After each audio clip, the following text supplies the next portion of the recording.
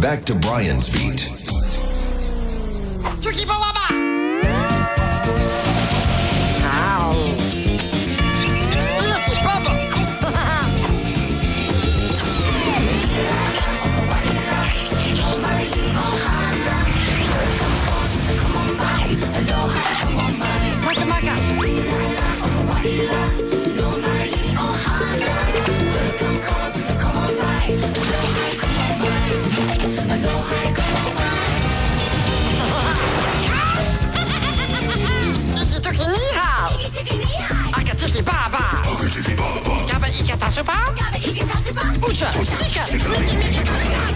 Yeah, it's a cartoon Saturday. Hour 2 of Brian's Beat. I'm Brian, glad to be with you on a pretty cloudy, very muggy. In fact, if you're going out, it's going to be one of those days you're probably going to want to have a little foul weather type gear, just in case, because rain showers are in the forecast later on today, certainly into the evening, and again tomorrow. So, plan accordingly. The Brian's Beat quote of the day brought to you by monthlyfeerx.com. If you're spending less than $20 a month for prescription drugs, great. If not, then our monthly fee RX service might be a good option for you. Check for yourself at monthlyfeerx.com. And the Brian's Beat quote of the day comes from Martha Stewart. If you learn something new every day, you can teach something new every day. If you learn something new every day, you can teach something new every day. So I learned something new this morning. I learned that there is a Moses Smith Creek beach in Dartmouth. And from what I can gather, it's somewhere near the New Bedford line. It's near the Cove Surf and Turf restaurant. I'm not exactly sure where it is, that little beach, but it's there. It's about 500 feet of sand. So it's closed. Bacterial exceedance. That's how the Massachusetts Department of Public Health writes it up. Bacterial exceedance. Roughly translated, there's a lot of crap. Keep away from it. All right. So that's out there. Later on during the hour, we have Dr. Mark Fuller, the chancellor at UMass Dartmouth. He's going to join us to talk to us about what's going on with the community colleges. Now, you're saying to yourself, community colleges, UMass Dartmouth. What does one have to do with the other? Well, Dr. Fuller, since he is, in fact, he's coming up on his 3-year anniversary at UMass Dartmouth. And one of the things that he has been trying to do is beef up enrollment.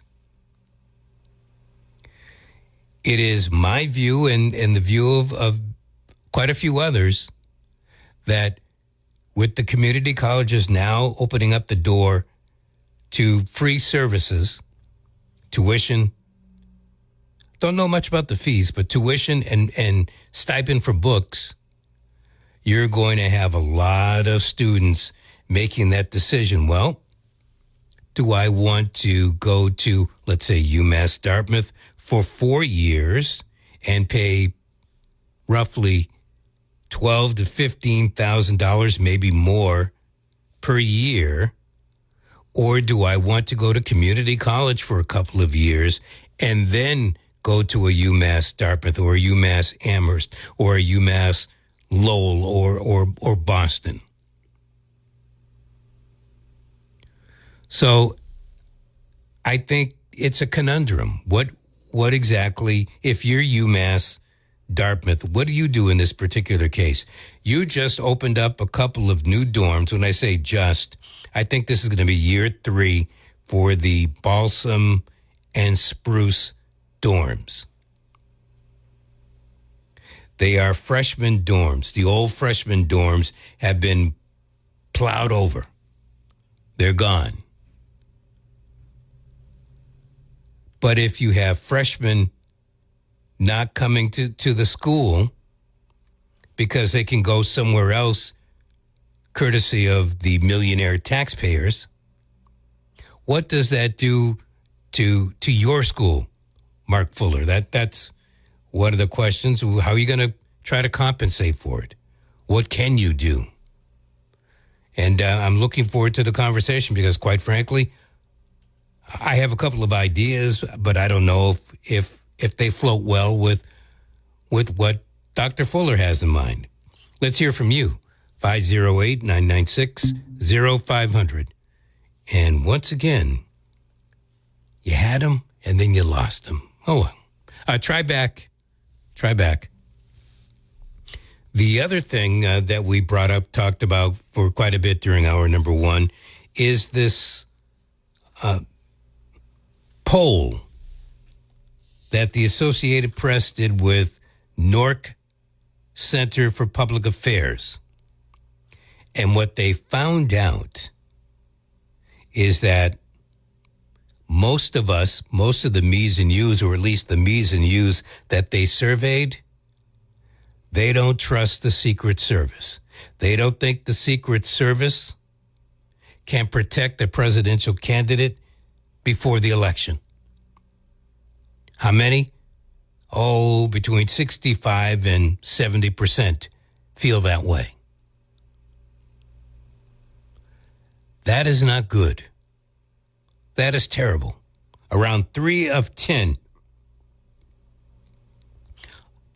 Americans are extremely or very confident that the Secret Service can keep presidential candidates safe. Your thoughts, 508-996-0500. Hello. Yeah, so I'm listening to you talk about UMass Dartmouth and everything, right? And so yes. That's a crazy situation out there. You know, you got all these administrators making so much money out there, and the population of students is so low, and now it's going to get even lower. And now, what are you going to do? Huh? How are you going to recruit students? So let me ask you, I think you've got that same confusion that I do. What would you suggest? I don't know what to suggest. I actually spent some time working for that institution. I don't know if I should say it, but in the marine science plot that was completely separated from Dartmouth campus. You know, I was over here at the south end of New Bedford. Mm-hmm. But first of all, we're not getting the best students around, okay? Second of all, what are we going to do when those students go away, right? We're just going to be serving out-of-state students? Well, you know, so to my point earlier, there are different, you know, you have to market. And you might have to market to out-of-state students better because the out-of-state students can't go to BCC or to the community colleges for free. Yeah.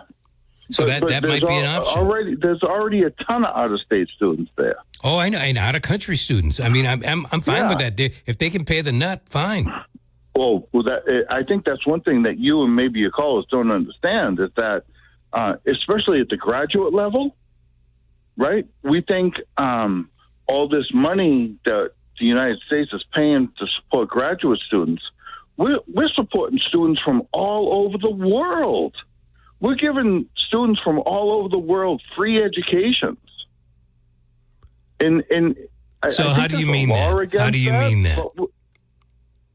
I can tell you right now, 5 years ago, when I was working as a research associate, we brought in a girl from Nigeria, a young lady from Nigeria, and totally funded her education.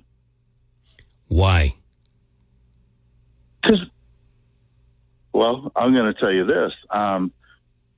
They had an option from this girl from Vermont or her. We interviewed both of them. My boss was really old.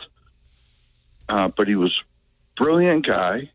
And he just said, what do you think? I said, I think that the girl from Nigeria gave everything she had in that interview. And if she did it in the interview, she's going to do it in her work. And I would like to bring her here. But why do you guys, or the taxpayer, whomever, why does she get a free ride? Well, graduate students in science usually get a free ride, okay? No, I'm listening. I don't know this. I don't know how many people do. Yeah. Most like your demanding science, like physics, engineering and stuff, those students are at the graduate level, they're getting a free ride.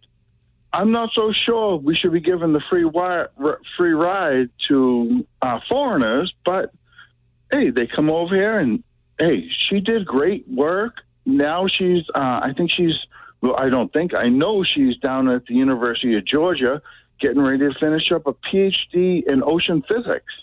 And she came to us as a biology major. So I think that's so awesome that we can do this for the world, you know? But where's the money coming from? It's coming from me and you, Brian. It's coming from me and you, man. And so really? there's this dichotomy going on because, yeah, I loved Michelle coming here and teaching her and promoting her to go do this good stuff. But shouldn't we be doing that for United States citizens? Or are there just not enough United States citizens to fill those slots? Maybe. I don't know. You're there or were there. Yeah, I don't know. But I'm looking at this right now. But I'm thinking we're talking freshmen right now. And a lot of students get some type of Pell Grant or, some type of an award. But when you give free schooling, and I don't care if it's coming from the millionaires or the regular person who works 40 plus hours a week and, they're missing every tax dollar that they pay into the system. I don't really care about that. I do care about it. Let me rephrase that. But I don't see how this return on investment is supposed to work for each and every one of us. What happens if a student decides that, I tried college, but I don't like it?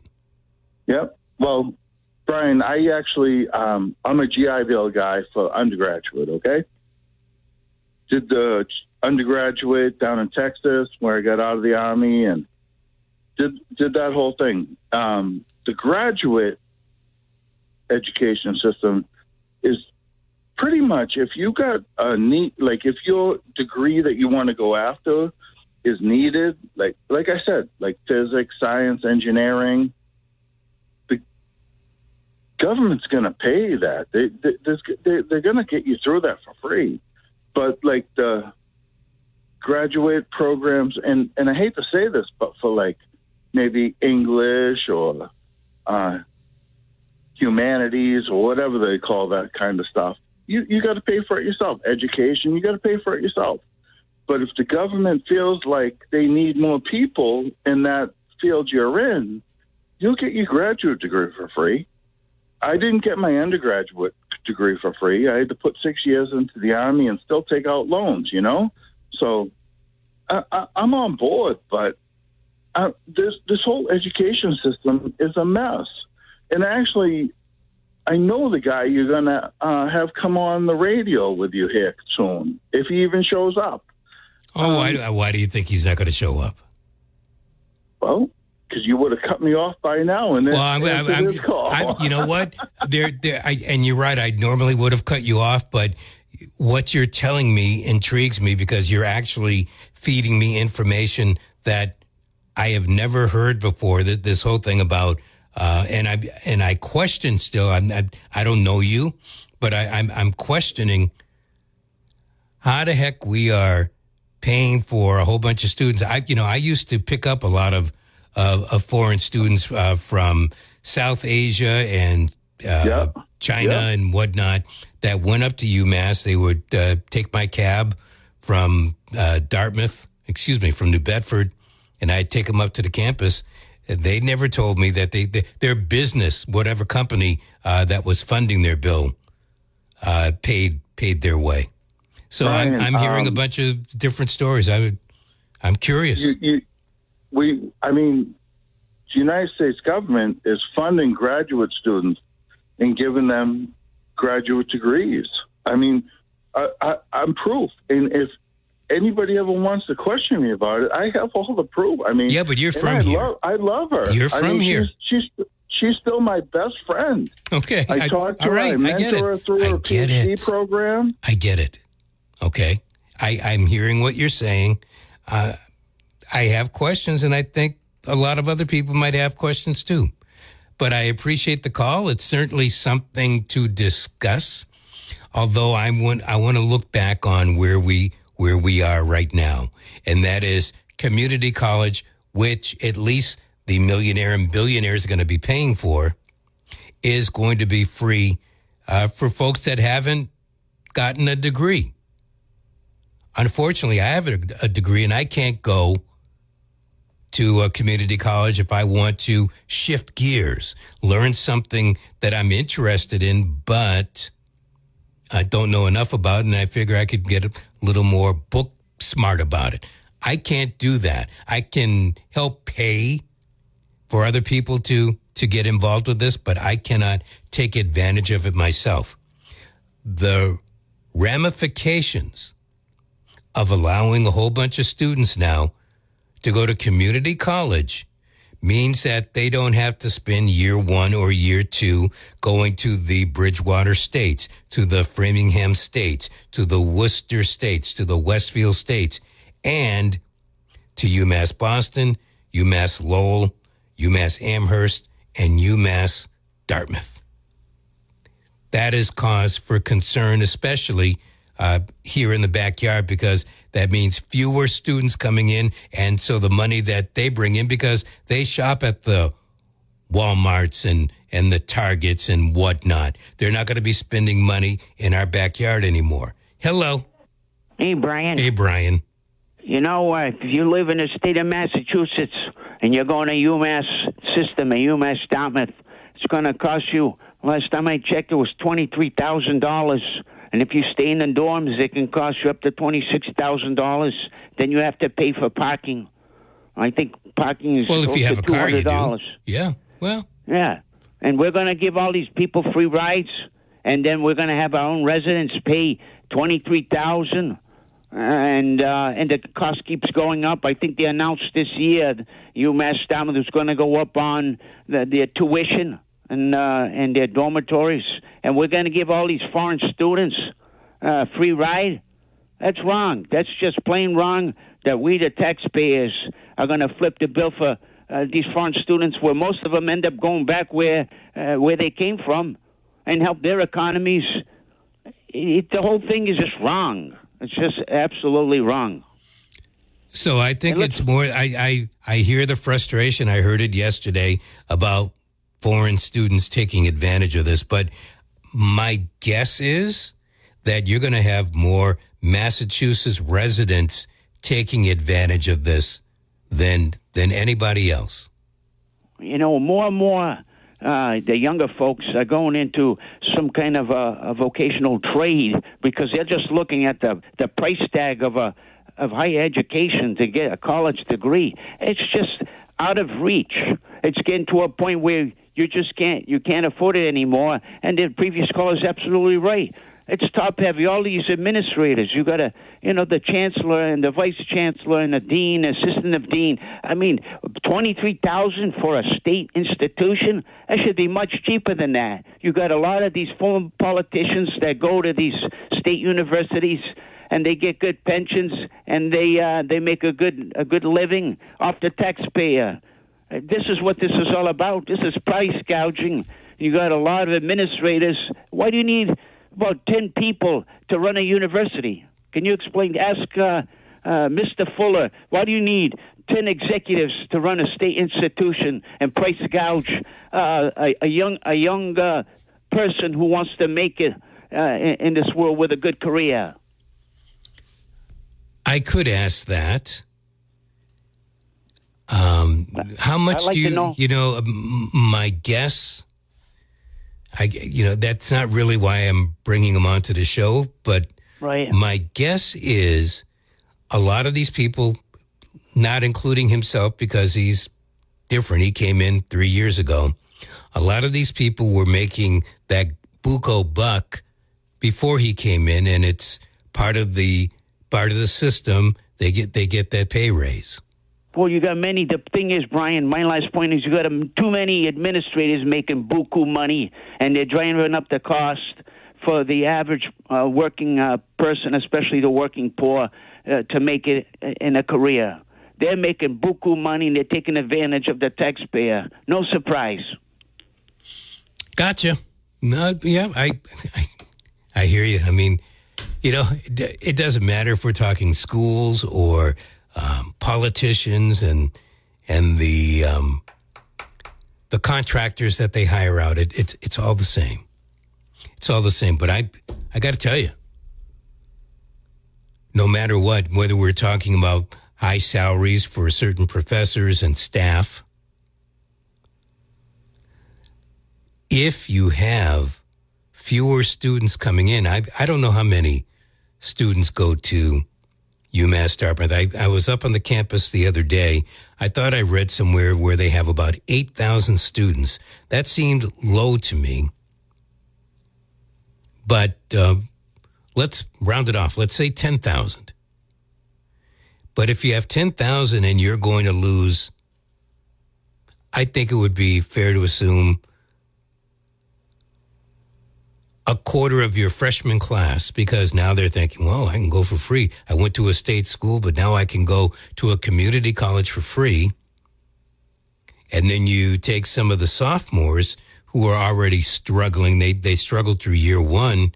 They might be thinking the same thing.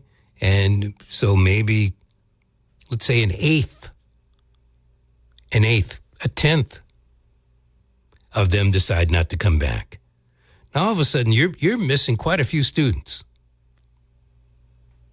How do you patch that together? I look, Dr. Fuller, I've read his vita. He has been around. He knows how to raise money. Hopefully, he raises it in the private sector more so than in the public sector. But be that as it may, I think it's time to come up with another game plan, because if you don't lose as many students as I was just guesstimating this year, you can sure as heck bet that the following year you will, and probably more. Because once it sinks in that students can go to community college for free, they're going to go for it. And here's my case in point. More than 90% of students today go to a government, what folks call public schools, instead of going to a private or being homeschooled. Why did they do that? What's the number one reason they say they do it? Because they are free. So here's how I'm looking at this. The system already has you from pre-K until 12th grade. They have expanded to the point that many parents don't want to give their kids up so early. But they're ready to give them up by the time they're 17, 18, and in some instances, 19 years old. But now you've got the system expanding in the other direction. Let's bring them in. After they've graduated high school, let's give them a nice education and say we're going to do it for free. And we will get the money because most taxpayers aren't going to care. We're going to get the money courtesy of the millionaires and billionaires, the millionaires tax. $93.5 million supposedly is coming from the millionaire's tax. Now, I say supposedly. The money that comes in, that revenue source, it goes into a general fund. So that 93.5 could be mixed in with some money you paid. Just saying. So I'm curious. My guess is even Dr. Fuller, the chancellor at UMass Dartmouth, he's curious exactly how he's going to make this work. Maybe he's got a grand plan. We'll find out when we come back. And welcome back to Brian's Beat. Dr. Mark Fuller is the chancellor at UMass Dartmouth. He's been there. He's coming up on his 3-year anniversary, in fact.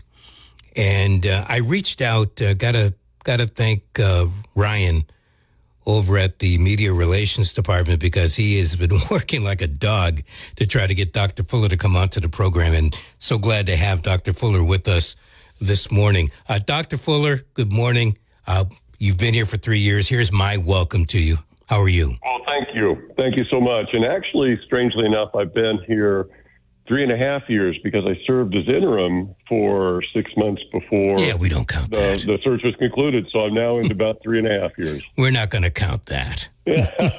I know you might, but no, be that as it may, did the idea of community college for free, so to speak, hit you like a ton of bricks? What was your reaction when you heard the news that it was a fait accompli, at least on Monday?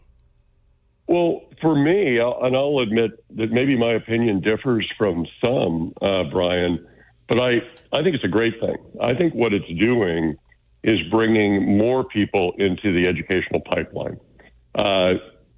Some people view, and we can talk about the affordability of public education. I think people will be surprised how affordable it is for a public research university.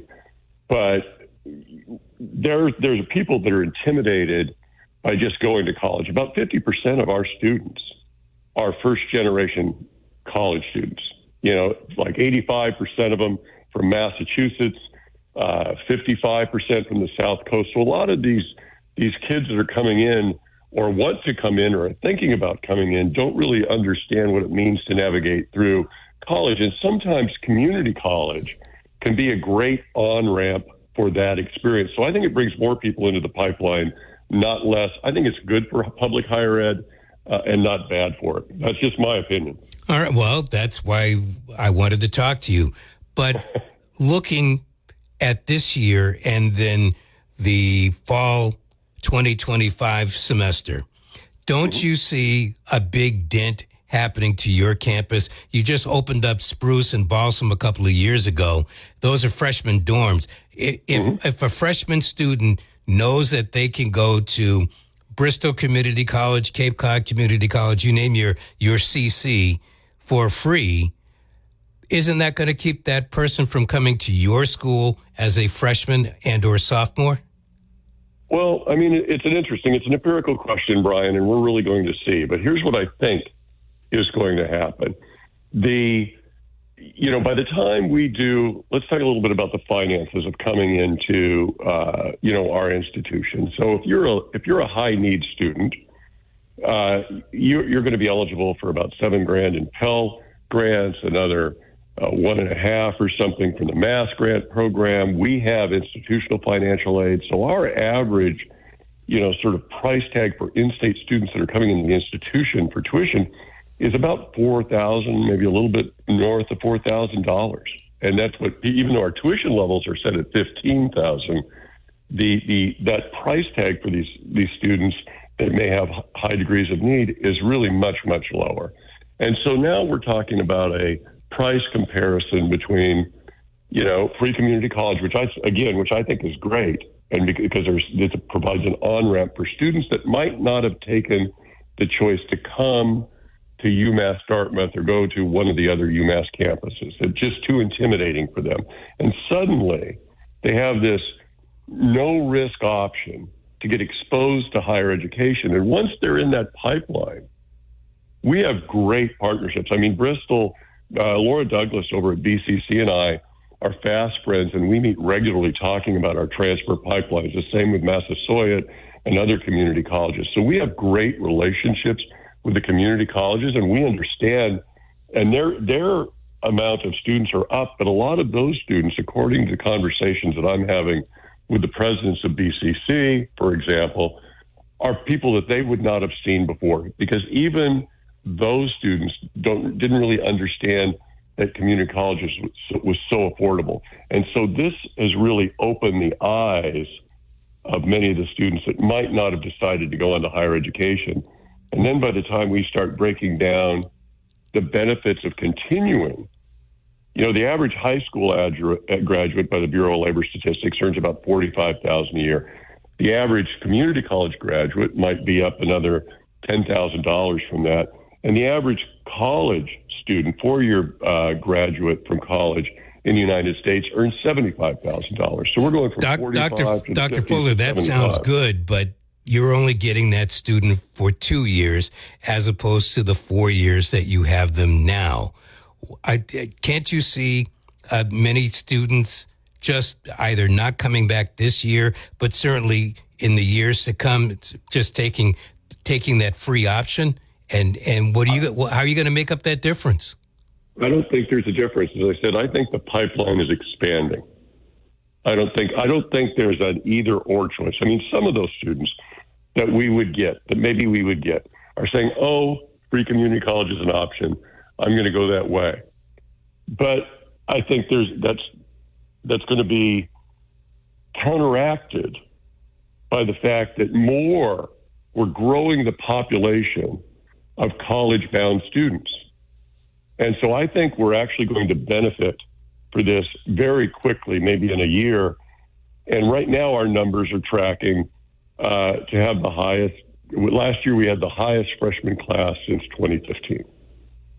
And so I think we're going to beat that this year, even though there was a bit of a problem with the FAFSA at the national level, which I'm sure it's something that you followed. They got all that information out later. But even then, I think we are tracking to have our largest incoming class this year.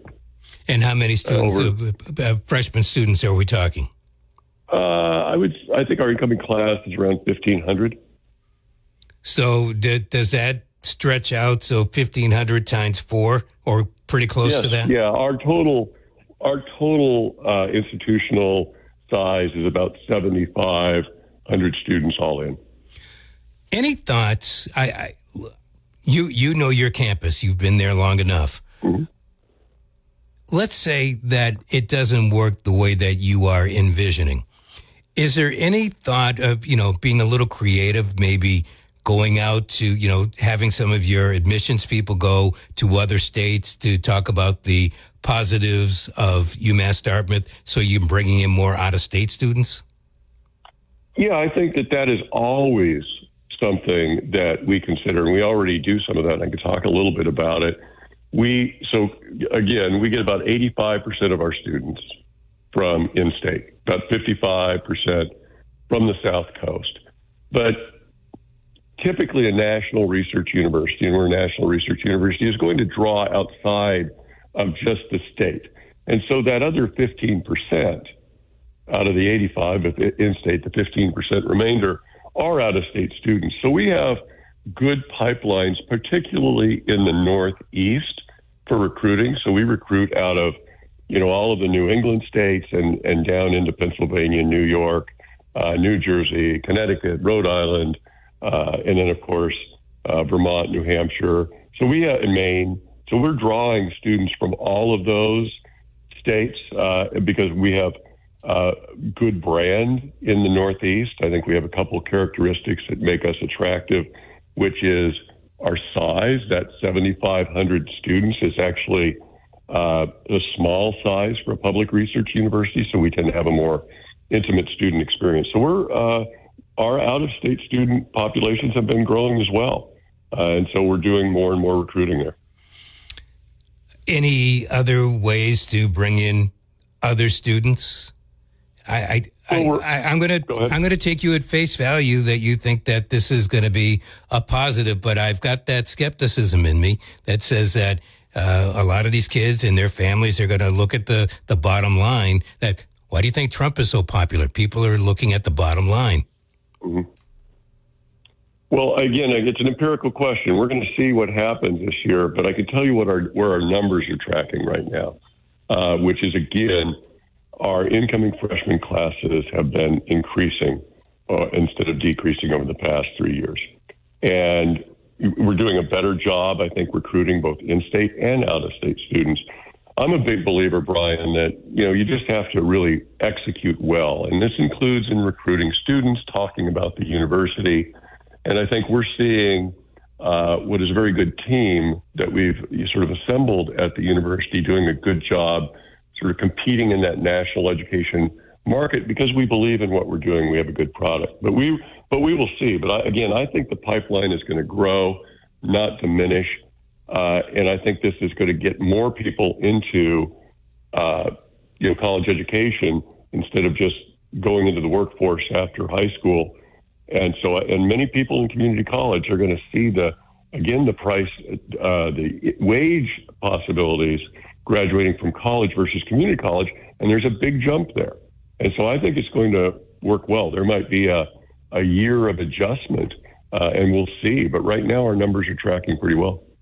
All right. Well, Dr. Fuller, I appreciate you coming on to the program today. And I'm certainly going to keep my eye open because, for one thing, I live right around the corner. Well, call me back in a year and we'll see who's right. Oh, believe me. Yeah. There's one thing I got to ask if you can do. When you come onto the campus and you turn left on Ring Road, there's that little duck pond off to the side. Can you take care of that monstrosity in front of it? Well,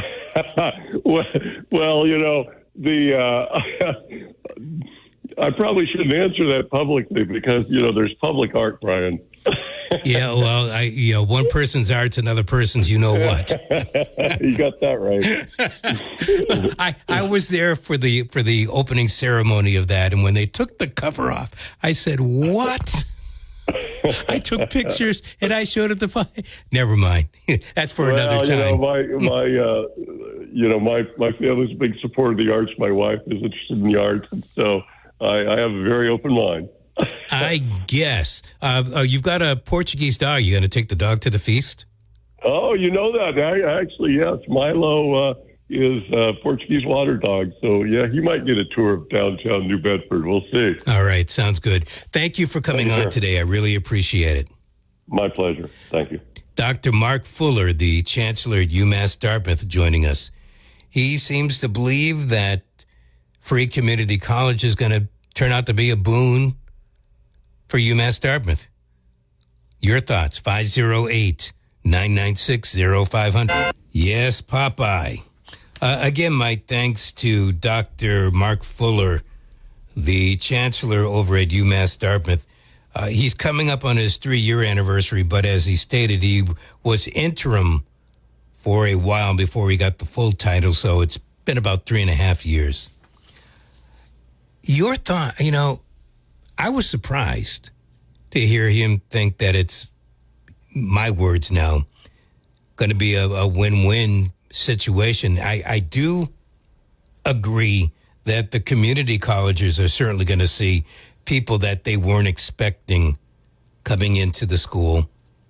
But I just get a feeling, and maybe it's me, but the way the economy is, and whatever you might think about who's going to be the next president, I don't see things changing within the next couple of years, to the point that families are going to say, oh, well, the economy is so much better that you don't have to worry about going to free community college.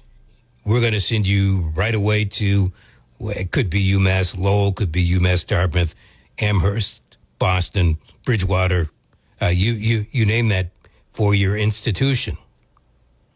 I am surprised. He knows his numbers. He knows his numbers, he being Dr. Fuller, but I guess we wait to see what happens. And we do bring him back one way or the other. If he's correct, I certainly want to stand in my place.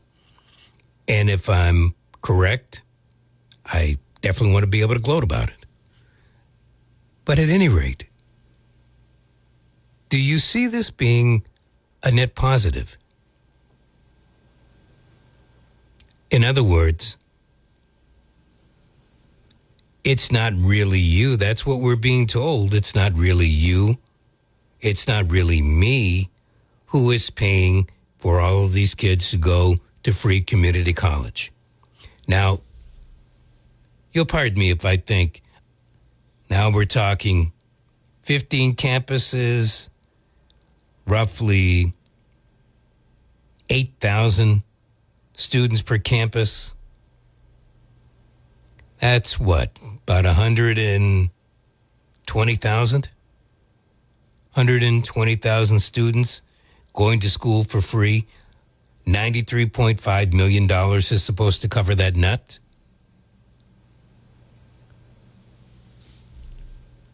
I don't know.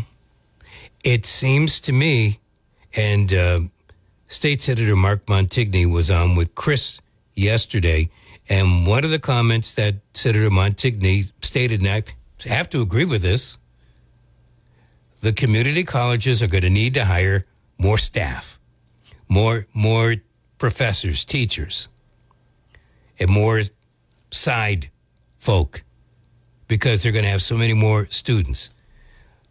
My thought process is they might want to start looking at some of the state universities and state college/universities to do some of that hiring. 508-996-0500. Hello. Hello. Hello. Is there an entrance exam to be able to be eligible to get into one of these free colleges? I don't know. Is there normally an entrance exam to get into community college? I never went to community college. I know I graduated in the 70s, and I know some people admired that I was lucky enough to go into SMU at the time, and they couldn't get in, so they went to an alternate. They went to, the one in Fall River, BBC. BCC? And then they skipped over and went to SMU. When you say skipped over, you mean they matriculated? Yes. Okay, all right. For the third year. That was the only way they could backdoor themselves into it. Now, the thing is, with education always been a problem in the high school, these college kids, I believe, need an entrance exam. They need something, because when I went in the 70s, the professor yelled at us all the time. He didn't like our writing. He thought we didn't even belong in college. How did you get in? It was the sign of the times. Everyone was trying to avoid Vietnam. Yeah. And you didn't need college education way back. I was the first year in my family to get a college education. I was lucky enough that I got a scholarship for 4 years based on my academics in high school. But the thing was, it was the other people there, some of them really didn't belong there. Oh, and I think you're going to see the same thing happen here. You're going to have people that they think it's a good idea and it's free, so they try it out. And look, we try out things all the time, and we change our mind. We do it with clothing.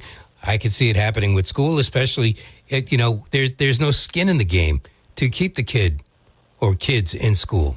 Hopefully they can make it, but making the college degree just another high school degree, it doesn't hold water anymore. There's no respect to it. We're losing what a college degree really means.